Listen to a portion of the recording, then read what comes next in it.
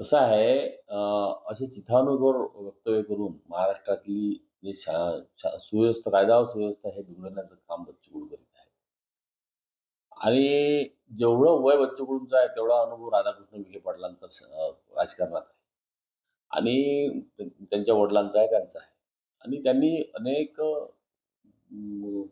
जनसामान्यांसाठी चांगले-चांगले उपक्रम गोष्टी राबवलेल्या आहे आणि अनेक पदं भूषवलेली आहेत.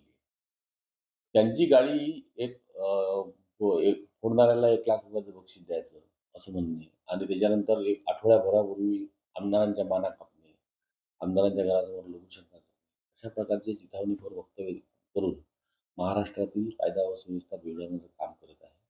मी अ, हे आवाहन करतो, की गेल्या 20 वर्षात आपण शेतकऱ्यांच्या आपल्या मतदारसंघात काय केलं? मी वारंवार प्रश्न केलेले आहे. काय केलं? याचं उत्तर साधं आहे. तुम्ही ते द्यावं. नंतर महाराष्ट्रातल्या शेतकऱ्यांची आम्ही महाराष्ट्रातल्या शेतकऱ्यांची काळजी घेण्यासाठी सरकार सक्षम आहे.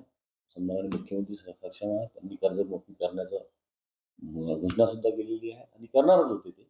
आणि आता 31 लाख 31,000 कोटींचं पॅकेजसुद्धा घोषित केलेलं आहे शेतकऱ्यांसाठी.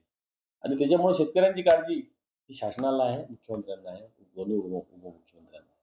मी हे असं चिथावणीपूर्वक वक्तव्य केल्यामुळे मी मुख्यमंत्र्यांकडे त्यांच्यावर कारवाईची मागणी करणार.